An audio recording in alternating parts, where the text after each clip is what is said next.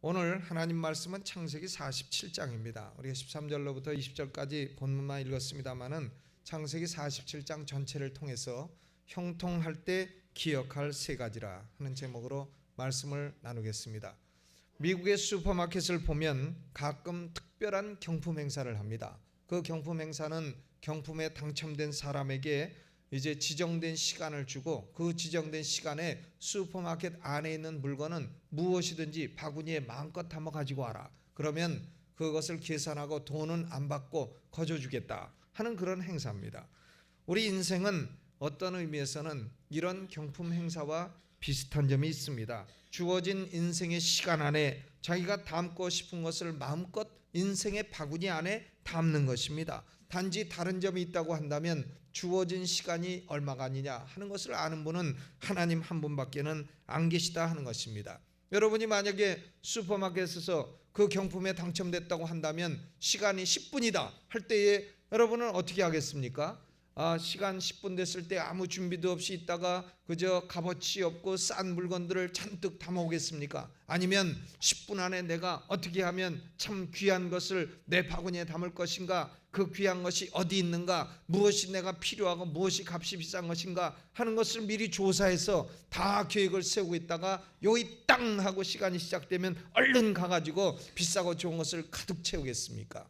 저는 준비했다가 가득 채우고 비싸고 좋은 것으로 채우겠습니다. 여러분은 어떻게 하시겠습니까? 오늘 이 아침에 제가 묻고 싶은 질문은 여러분은 인생이라고 하는 이 바구니 안에 주어진 시간 안에 무엇을 담고 계십니까? 사소하고 무가치하고 일시적인 것들로 담고 계십니까? 아니면 영원하고 가치 있고 중요한 것들로 담고 계십니까? 오늘 말씀을 나눌 때에 여러분은 인생의 바구니 안에 무엇을 담고 계신가 스스로 생각하시며 묵상하시는 시간 되시기를 바랍니다. 우리가 성경을 대할 때에는 어떤 성경이든지 간에 하나님이 이 말씀을 왜 기록하셨느냐, 말씀을 기록하신 그 목적을 생각을 해야 됩니다. 하나님이 모세를 통해서 창세기 47장을 한 줄로 줄일 수도 있고 47장을 기록 안 하실 수도 있고 한데 왜 하나님은 창세기 47장을 기록을 해 주셨느냐, 그 본질적 목적은 뭐냐 하는 것을 우리는 생각을 해야 됩니다. 창세기 47장의 내용은 구별하자면 네 가지로 나뉘어집니다. 요셉이 자기 이제 형들을 그 가운데 5명을 뽑아서 애굽 왕 바로에게 인사 소개시켜주는 그런 장면이 첫째고, 두 번째는 자기 아버지 야곱을 바로 왕에게 소개해서 아버지가 바로 왕을 축복하는 그런 장면이 두 번째고, 세 번째는 이제 흉년이 앞으로 5년이 더 있기 때문에 요셉이 애굽을 통치해서 애굽 사람들의 돈도 다 거두고 땅도 거두고 그들의 짐승도 거두고 그들의 몸도 거두어서 모두 바로 왕에게 주고 그리고 애굽 사람들의 생명과 가축을 살려내는 장면이 세 번째고, 마지막 네 번째는 이제 아버지 야곱이 요셉을 불러서 너는 내가 죽거들랑 이 땅에 묻지 말고 반드시 가나안 땅으로 내 유해를 가져다가 가나안에 묻어달라 하는 것을 맹세시키는 장면이 네 번째 장면인 것입니다. 이 네 가지 장면 가운데에서 참으로 두드러진 현상이 있습니다. 그것은 뭐냐면 애굽 사람들은 다 돈도 잃어버립니다. 짐승도 빼앗기고 땅도 잃고 몸도 잃고 소유권도 잃어서 모두 다 바로 왕의 소유가 되고 애굽 사람들은 비참한 신세가 되고 맙니다. 그러나 하나님의 백성은 어떻게 됩니까? 27절 말씀을 우리 함께 읽어봅니다. 27절 같이 읽어보겠습니다. 시작. 이스라엘 족속이 애굽 고센 땅에 거하며 거기서 산업을 얻고 생육하며 번성하였더라 그랬습니다. 보세요. 애굽은 지금 이스라엘 사람들을 어떻게 보면 손님으로 맞아서 그래서 이스라엘 사람들에게 땅 주고 먹을 거 주고, 그러니까 이 이스라엘 사람들은 어떻게 보면 애굽의 빌부터 사는 그런 신세입니다. 그런데 희한하리 많지 애굽은 다 잃어버려도 하나님이 이스라엘 백성은 그 땅을 얻고 산업을 얻고 생육하며 번성하는 축복을 주신 것입니다.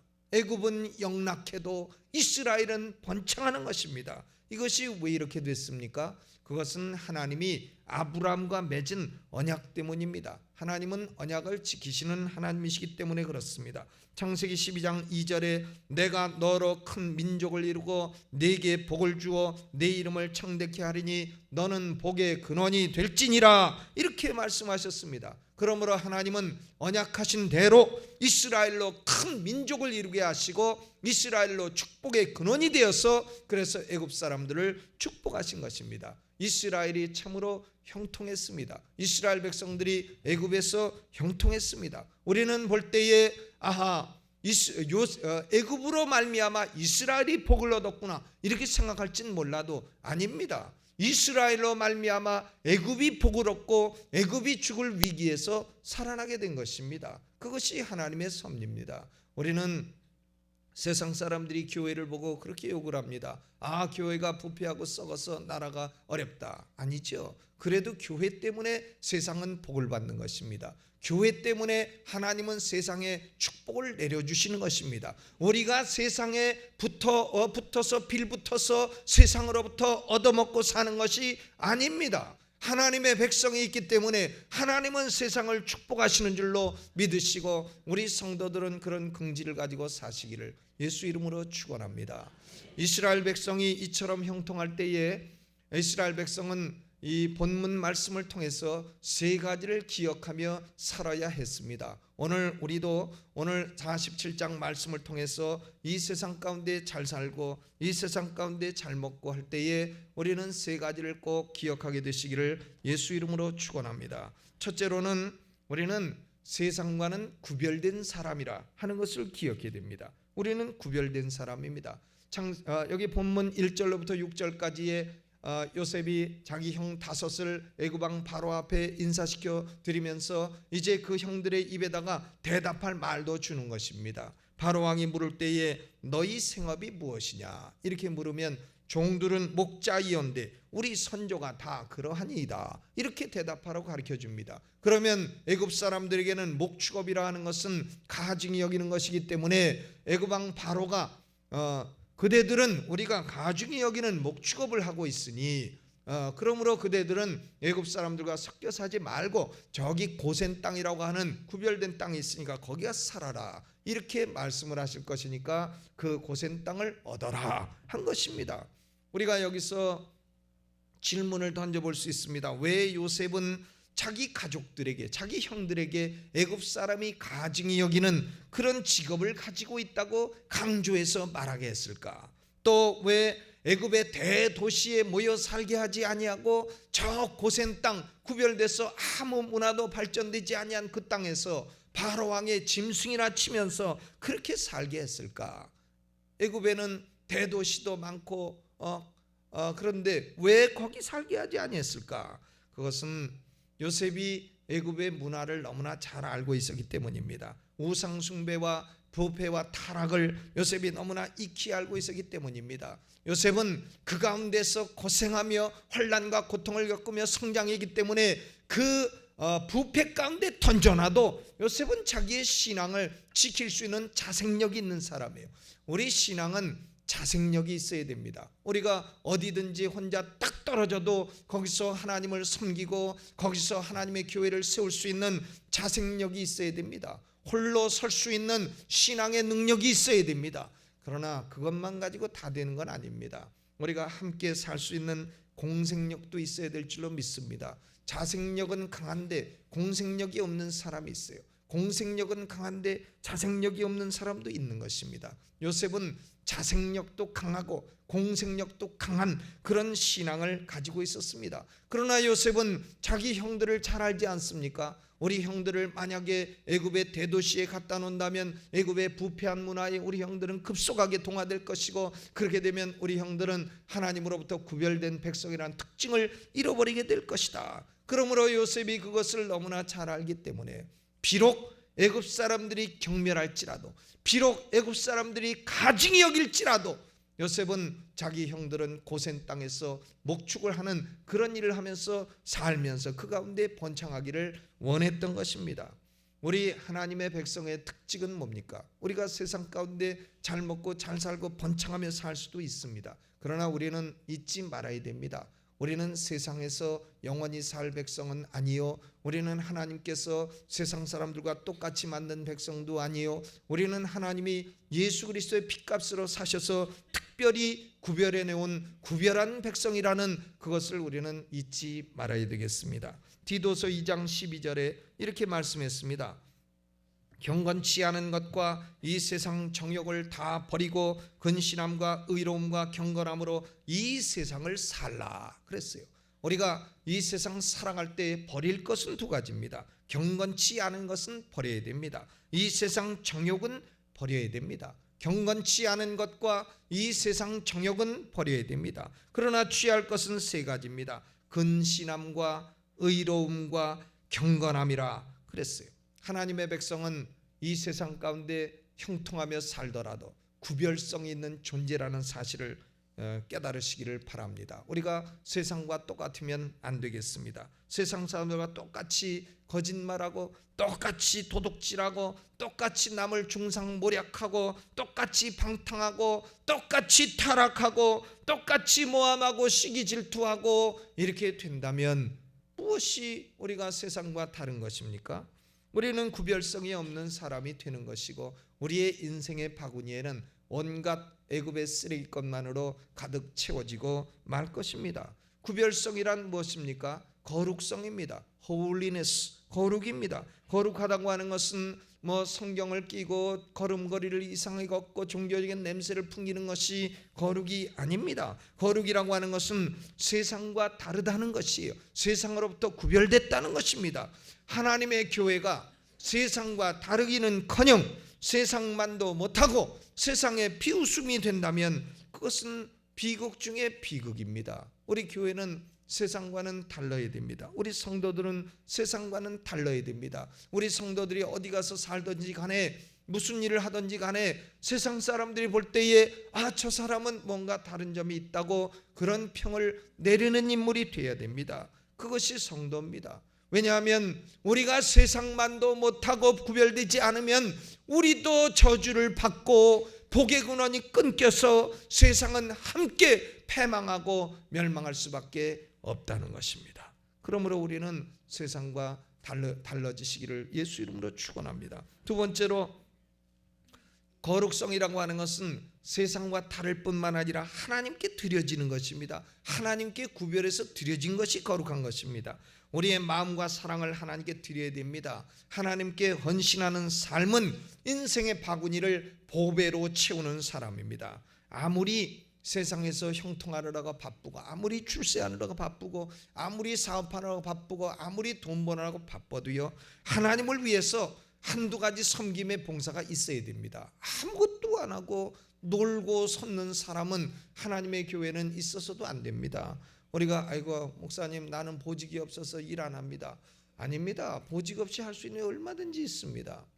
청소할 수도 있고 또 뭐 부엌에 내려가서 도울 수도 있고 전도할 수도 있고 기도할 수도 있고 헌금할 수도 있고 우리가 할 수 있는 일은 얼마든지 있습니다. 하나님의 교회는 일할 의지와 능력 있고 은사가 있는 사람들을 다 곳곳에 쓰시는 분이 하나님이신 것입니다. 그러므로 우리는 세상과는 구별되어야 되겠고 그리고 하나님을 향해서는 드려져야 되겠습니다. 지금까지 하나님을 위해 단 한 가지도 봉사해 본 적도 없고 또 봉사한지도 아니했고 한 분이 계시다면 이제 내년도부터는 내가 무엇을 위해 일할 수 있을 것인가, 무엇을 위해 봉사할 수 있을 것인가 찾으시고 봉사해 주시기를 예수 이름으로 축원합니다. 두 번째로는 우리는 세상에서 형통할 때에 복의 근원이 되어야 됩니다. 복의 근원이 되어야 돼요. 우리는 저주의 근원이 돼서는 안 됩니다. 우리는 복의 근원이 되어야 됩니다. 우리를 통해서 다른 사람들이 복을 받아야 됩니다. 우리를 통해서 세상이 복을 받아야 됩니다. 요셉을 보세요. 요셉은 어디 가든지 그 사람이 복덩어리입니다. 요셉이 가는 곳에 다 복을 받았습니다. 요셉은 뭐 이력서가 뭐 쓸 거 있습니까? 요셉의 초등학교는 구덩이 초등학교, 요셉의 중학교는 노예 중학교, 요셉의 고등학교는 감옥 고등학교, 요셉의 대학교는 없음. 그렇게 되는 거 아니겠어요? 요셉의 이력서에 뭐 쓸 거 있습니까? 아무것도 쓸 거 없어도 이 요셉은 어디 가든지 축복의 통로가 됐습니다. 보디발의 집에서 노예로 일할 때에도 보디발이 잘나서 복 받은 게 아니고 요셉이 하나님의 통로였기 때문에 그 집이 복을 받았습니다. 또 감옥에서 갇혀 있는 죄수의 신세가 될 때에도 그 감옥에 있는 모든 사람들이 요셉으로 말미암아 복을 받았고, 특별히 떡 맡은 관원장이 요셉의 꿈 해석으로 말미암아 전직을 회복하는 복을 받게 되었지 않습니까? 애굽의 총리가 되었을 때에도 요셉은 정치를 잘합니다. 요셉은 하나님부터 지혜를 받아서 정치를 잘했어요. 애굽 사람들은 그 당시에 민주주의가 중요하지 않습니다. 민주주의가 사람들은 먹고 살고 생존하는 게 중요해요. 정치는 우선 민주 이전에 백성들이 먹고 사는 게 중요합니다. 먹고 살지 않는데 무슨 민주입니까? 먹고 살아야 되는 겁니다. 백성은 몇백만이나 굶겨 죽이고 인민민주주의 공화국이라고요? 무슨 인민민주주의 공화국입니까? 그런 나라가 백성을 살려야지요. 그것이 정치입니다. 민주 이전에 살리는 겁니다. 요셉은 살렸어요.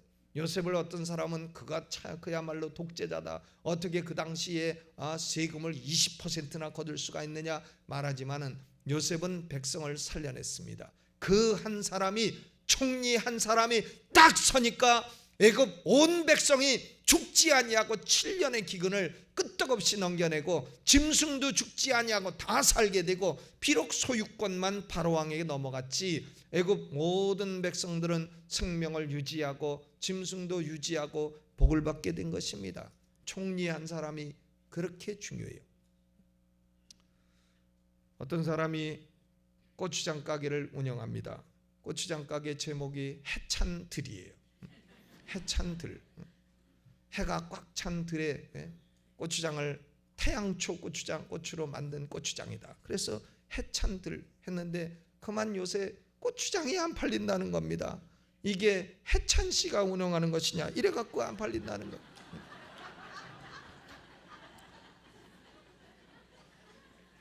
한 사람이, 어떤 사람이 총리가 됐느냐, 나라가 그만큼 달라지는 거예요. 나라가 달라집니다. 이 요셉이 총리가 돼서 복이 흘러나가지 않았어요? 복이 흘러나갑니다. 우리 성도들은 어디에 가든지 복이 흘러나가는 성도가 되시기를 예수 이름으로 축원합니다. 우리가 세상 살다 보면 어찌 미운 사람 없겠습니까? 아이고 저 화상은 벼락도 안 맞나, 그런 사람도 있을 거 아니겠어요?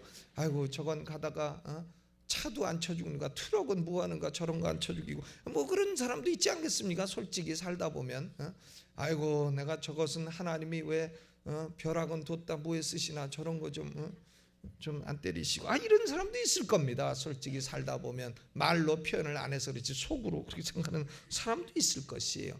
그러나 우리 성도들은요, 저주의 통로가 돼서는 안 됩니다. 우리가 하는 사역은 Ministry of Hatred. 우리가 하는 사역은 미움의 사역이 아니에요. 우리는 미워하기 위해서 일하는 사람이 아닙니다. 우리의 사역은 Ministry of Love. 우리의 사역은 사랑의 사역 아니겠어요? 우리는 축복하기 위해서 일하는 사람이지 저주하기 위해서 일하는 사람이 아닌 겁니다. 우리는 남을 넘어뜨리기 위해서 일하는 사람이 아닌 겁니다. 미워하고 원수 같은 사람을 저주하고 심판하는 것은 하나님의 잡이에요. 그것은 우리 잡이 아니다, 그 말입니다. 우리의 잡은 원수라도 축복하고 원수라도 기도해주고 원수라도 용서하고, 하나님이여 저 원수에게 복을 부어주셔서 하나님 저 원수를 축복하고 저 원수가 새롭게 되게 하여 주옵소서. 우리가 김정일이를 참 무너지기 위해서 기도하지만요, 그보다 더 먼저 기도하는 하나님, 김정일이가 오늘이라도 예수 믿고 회개하고 참 축복받은 사람 되게 하여 주옵소서. 우리는 그것을 먼저 기도하지 않습니까? 저는 그렇게 생각합니다. 정말 김정일이 오늘이라도 예수 믿고, 내가 예수 믿어 새 사람 됐고 이 나라에 독재를 했으니 내가 이제부터는 이 나라를 참 잘 살기를 원합니다. 그러면 오늘부로 북한 주민은, 오늘부로 강남 중앙 침략에서 1억 이상의 쌀이 들어갈 줄로 믿습니다. 그렇지 않겠어요? 우리가 지금 쌀 다 갖다가 북한 주민 김정일이 그렇게 회개하고 예수 믿는다 하면 우리가 얼마나 이쁘겠어요. 야, 역시 죄가 많은 곳에 은혜도 많으니라, 주의 말씀이 맞긴 맞는다, 이러고서 갖다가 부어주고 우리 북한 농포를 위해서 얼마나 갖다 퍼주겠습니까? 그 화상이 그것도 안 하고 앉아 있으니까 우리가 지금 참, 그러니까 문제가 되고, 그러니까 핵 가지고 공갈치고 죽이겠다 하니까 지금 문제가 되는 거 아니겠습니까? 우리는 참 미움의 사역이 아니에요. 우리는 저주가 우리의 일이 아닙니다. 우리의 일은 사랑입니다. 마태복음 5장 44절에 예수님 말씀하셨습니다. 나는 너희에게 이르노니 너희 원수를 사랑하라. 너희를 핍박하는 자를 위하여 기도하라 그랬습니다. 아무리 원수 같은 사람, 미운 사람이라도 우리는 우리를 통해서 축복이 흘러나가기를 간절히 소망해야 되겠습니다. 우리 인생의 바구니에 저주가 담기고 욕설이 담기고 미움이 담기고 비방이 담기고 이렇게 된다면 우리 인생의 바구니에 뭐 볼 게 있겠습니까? 우리는 우리의 바구니에 그런 것들은 끄집어내서 다 끄집어내서 쓰레기통에 갖다 버리고 봉다리에 넣어서 그거 봉투 사가지고요 그거 다 넣어서 분리수거해가지고 갖다 다 버리고 사랑과 용서와 은혜와 자비로 우리 인생의 바구니를 담으시기를 주의 이름으로 축원합니다. 본문 7절로 10절까지 말씀해 보면 이제 요셉의 아버지 야곱이 바로왕 앞에 딱 서게 됩니다. 그래서 바로가 묻습니다. 네 연세가 얼마뇨? 연세는 존댓말이고 얼마뇨는 반말인데 이 질문은 이상합니다. 존댓말과 반말이 혼합된 형태의 질문이에요. 그러면 마치 그런 거 아니겠어요? 제가 너더러 뭐라 그랬습니까? 이런 거 비슷합니다. 존댓말과 반말이 이게 혼합돼 있어요. 그러니까 야곱이 대답하지 않습니까? 내 나그네 길의 세월이 130년이다. 130살 먹었다 그 말이죠. 나의 연세가 얼마 못 되니 험악한 세월을 보냈나이다. 여러분들 130살까지 사시기를 주의 이름으로 축원합니다. 사시고도 연세가 얼마 안 되니 이렇게 말할 수 있으시기를 바랍니다. 그냥 바라는 것이지요. 그런데 이 야곱은 지금 직업이 뭐냐면 목축업이에요. 야곱은 130살 노인입니다. 바로왕이 보면 참 형편없는 인물 아니겠어요? 바로왕은 애굽의 온갖 영화와 위험을 다 쥐고 지금 보좌에 딱 앉아있고 정치도 잘해서 백성을 그 위기 중에 다 살리고 어느 누구도 지금 바로왕 앞에 도전을 못하는 그런 막강한 왕입니다. 그런데 이 목동 야곱은 바로왕한테 들어갈 때 축복하고 나올 때 축복하고 패 일어나고 낮은 자가 높은 자에게 복비름을 받느니라 그랬습니다. 지금 야곱은 바로가 보기에는 참으로 하찮은 존재인지는 몰라도 야곱이 바로왕을 축복하는 거예요. 야곱을 통해서 바로왕이 복을 받는 것입니다. 우리는 하나님의 백성으로 이런 위대한 특권이 우리에게 있다 하는 것을 생각하시고 우리가 복을 축복하면 그 복이 나가는 겁니다. 우리가 저주해도 참 우리는 저주의 통로가 될 수 있겠지만 저주의 통로가 되려면 우리가 먼저 저주받아야 되지 않겠어요? 그래야 통로 되지 않겠습니까? 우리가 먼저 복을 받고 복이 흘러나게 되시기를 예수 이름으로 축원합니다. 성경은 말씀합니다. 내가 축복할 때 그 사람이 축복받기에 합당하면 그 사람 한몫 받고 나 한몫 받고 그러나 그 사람이 복을 받기에 합당치 못하면 그 복이 나한테서 반사돼서 들어와서 그 사람은 아무것도 못 받고 나는 두 몫을 받는다. 그러니까 얼마나 축복됩니까? 우리는 축복의 근원이 되시기를 예수 이름으로 축원합니다. 여러분 마음에 축복이 있으시고 여러분 입술의 언어에 축복이 있으시고 여러분 행동에 축복이 있으시기를 예수 이름으로 축원합니다. 오늘 한번 생각해 보세요. 나로 말미암아 복 받고 있는 사람이 누군가? 나로 말미암아 축복을 누리고 있는 사람이 얼마나 많은가? 그것이 많은 사람이 훌륭한 사람이에요. 그것이 아무것도 없는 사람은 지금 인생의 바구니에 귀중한 것이 담겨 있지 않은 사람입니다. 여러분 복의 근원이 되시기를 주의 이름으로 축원합니다. 세 번째로는 우리가 인생에 형통할 때에 삶의 우선순위를 잊지 말아야 됩니다. 야곱은 이제 47장 마지막 부분에 가면 요셉을 부릅니다. 요셉을 불러서 얘기합니다. 너는 내가 이 애굽에서 죽을지라도 나를 애굽에 묻지 말고 반드시 나를 메어다가 가나안 땅에 장사하라. 요셉의 마음속에는 애굽에서 아무리 형통해도 그래도 애굽이 자기가 영원히 거하고 자기 후손들이 영원히 거할 땅은 아니라는 것을 아는 것입니다. 여러분 생각해 보세요. 우리가 세상에서 아무리 형통해도 이 세상에 영원히 살겠습니까? 여러분 이 땅을 떠나십니다. 연세가 70 되신 분은 지금 조만간 10년, 20년, 30년 안에 떠나십니다. 60대신 분도 마찬가지고요. 50대신 분도 마찬가지예요. 뭐 언제 떠날지 순서 없습니다. 우리는 20, 30년 내로 이 애굽 땅 같은 세상을 떠나게 돼 있어요. 우리가 떠날 때에 애굽에 영원히 살 것처럼 애굽 것으로 가득 바구니에 채워놓으면 그것은 그저 다 빼앗기고 마는 것입니다. 우리 인생의 바구니에는 가나안 것으로 채워지시기를 예수의 이름으로 축원합니다. 우리가 가나안을 마음의 우선순위로 둬야 돼요. 가나안은 뭡니까? 천국의 모형입니다. 하나님 나라의 모형인 것입니다. 그러므로 우리 성도들의 삶의 우선순위는 명백합니다. 첫째가 하나님과의 관계예요. 우리는 무엇보다 하나님과의 관계를 가장 중요시 여겨야 돼요. 그렇기 때문에 하나님께 기도하고 말씀을 읽고 예배하는 것을 삶의 우선순위로 둬야 됩니다.